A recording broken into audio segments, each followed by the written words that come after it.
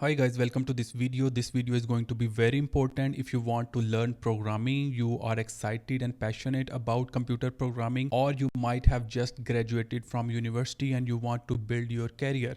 So I have 8 years experience building web apps, mobile apps, games, desktop apps. So from my experience, I have done a lot of mistakes at the start of my career in terms of how to learn programming, how to choose technologies, how to choose whether I want to become a mobile developer, web developer, game developer. And from my experience, I'm going to talk about the thought process, the idea behind how to become a good programmer. So this is going to be a very important video and I would like you guys to watch this video till the end so you have better idea about programming and how to start learning programming and building career in this field. So before moving forward, hit the like button and subscribe my channel. So at start, if you have not studied programming in your university or the college and you are in another field, but still you want to learn programming, the first thing you need to do is go ahead, Google what is programming, what is low level language, what is high level language, what is machine language or assembly language. So you get better understanding about the computer programming, and don't spend too much time on it. Just spend half an hour maximum to go through different articles and understand about programming. Then after that, what you need to do is forget about that you want to build website, you want to build mobile apps, you want to build games, server side programming, desktop apps. First you need to understand the fundamentals, and for that you need to choose one programming language. The programming language is a way how we communicate with the computer and how computer understand our language, and these programming languages are the middleware through which we can communicate with the computer, feed the instruction to computer, and computer process those instructions and give us the response. So Python, Java, JavaScript and C Sharp, these four programming languages are one of the top most programming languages which you can choose to start learning programming, and choose one programming language for this. Let's say you have chosen Python. So any of these programming languages will contain the same kind of fundamentals, object oriented programming techniques, data structures and algorithms. Okay, so you need to go to the documentation for a particular technology which you have chosen, let's say Python. And let me show you one of an amazing website called codingbad.com. Once you learn fundamentals of any programming language, you want to practice and solve problems using that programming language. Okay, so go ahead to codingbad.com, and in this website it gives you a lot of problems which you need to solve.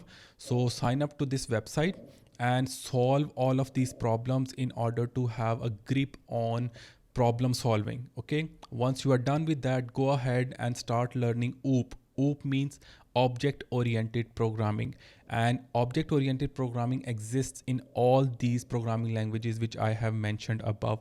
At this stage again, I want to request you, forget about whether you want to become a web developer, mobile developer, game developer. At this stage you only want to learn computer programming. Okay, and OOP, and then you need to learn the data structure. It exists in all these four programming languages.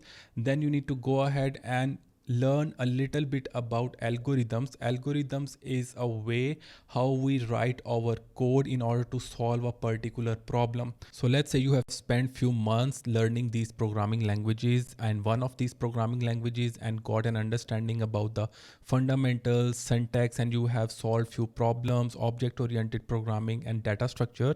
And this is the time when you need to choose that what you want to do next, whether you want to become a web developer, mobile developer, game developer, DevOps engineer, web designer, artificial intelligence, machine learning, data science engineer, quality assurance engineer, or you want to be a network engineer or even more.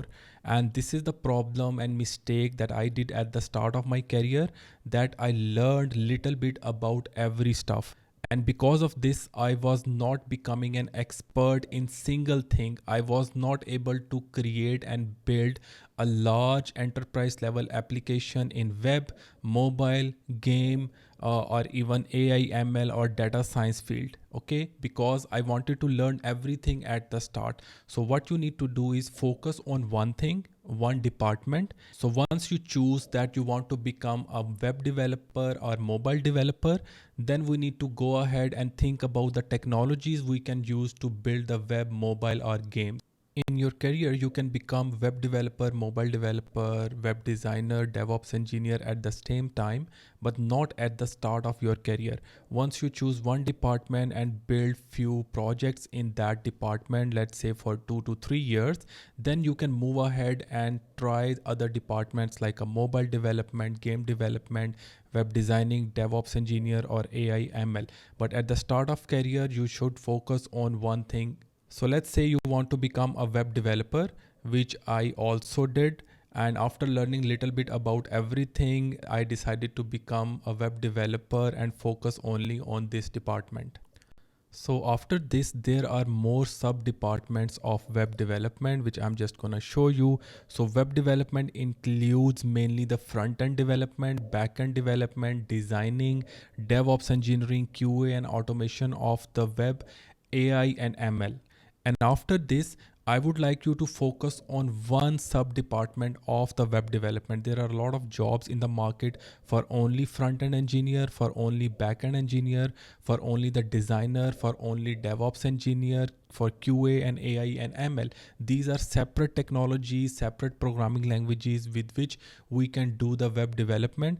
So usually what happens is, in a company where you work, there are separate team members who work as a front end developer, separate team member for back end and for other departments. Okay, but front end plus back end is called the full stack developer.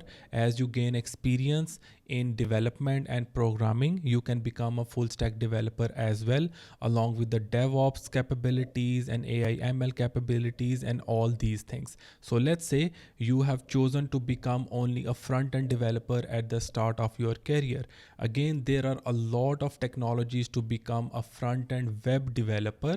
So there are few technologies that are must, because in web development you know that there is a browser, and on that browser there has to be a website URL that needs to be worked on, and HTML, CSS and JavaScript. Okay, these three technologies are must that you need to learn in order to become a front end web developer.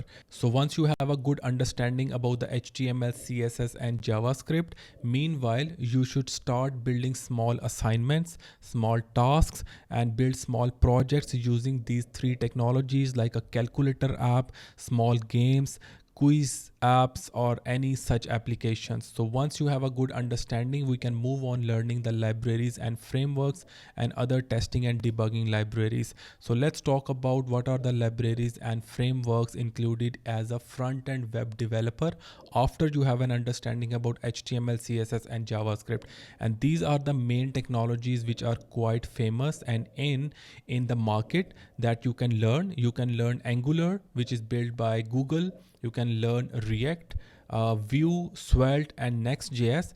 And currently I'm working in these three technologies because I have quite an experience in front-end web development. I have worked in Angular, React and Next, but at the start you have to choose one technology to become a good front-end web developer. And also, while you are learning this from different resources, try to build small projects and try to build small applications and build a portfolio and add that links to that portfolio in your resume. All right. And once you have a good understanding of that and these kinds of concepts, steps and the mindset is applicable in all the departments which I have mentioned before, whether it is mobile development, backend development, AI, ML, you need to focus on one thing. This is one of the biggest mistake that many people do. And once you want to learn something, this is one of the main point I would like to mention, that you don't need to learn everything about the technology. You learn by building a project. So while you are building different projects using any particular technology, you start looking into the documentation and the resources for a particular thing. Let's say you want to build a chat application in a React or Angular. Okay, for that chat application you only like to focus on a particular components, particular libraries which facilitates the implementation of chat application which works on the browser. So if you want to build graphs and if you want to build something, the 3D animation, and anything that you don't need which is added in the documentation. So don't try to learn everything from the documentation. Start building the small projects and then the large projects. So as you are learning everything from the documentation, the developers of that programming language will keep on releasing the new versions of that. So you will be forgetting what you have learning about that technology. So it is not a good practice to just read the documentation and not building any assignments, small projects, or any large projects. So learn stuff by building projects. Don't focus on the tools, the syntax, and what is written in the documentation, and try to learn everything. All right. And the final point is very important, that you need to be consistent and stay updated. You know that there are a lot of built-in third-party libraries for every technology. Like the JavaScript have hundreds of built-in libraries, third-party packages for UI, for server-side rendering, for different frameworks. So once you want to build any kind of application, search about some third-party libraries and frameworks, whether any particular tool is already providing and facilitating us in building that particular project. Okay, so you don't need to build a particular functionality from scratch. Let's say you want to build graphs or analytics in your web page. There are a lot of JavaScript libraries like HighCharts, D3, and these are one famous library. So you don't need to design those graphs by yourself. Just use those libraries like HighCharts and start integrating in your project. And you need to stay updated with the latest tools, frameworks, and libraries, because these React, Angular, Vue, Svelte, they keep on updating in their documentation, in their websites. So programming is an ongoing process. You need to stay focused and stay updated. It's not like that what you have learned last year will be used this year as well 100%. You might need to update your 20% of knowledge about Angular and React from the documentation, and they might have changed that technology a bit more this year. Okay, so then you need to stay updated with the AI and ML tools.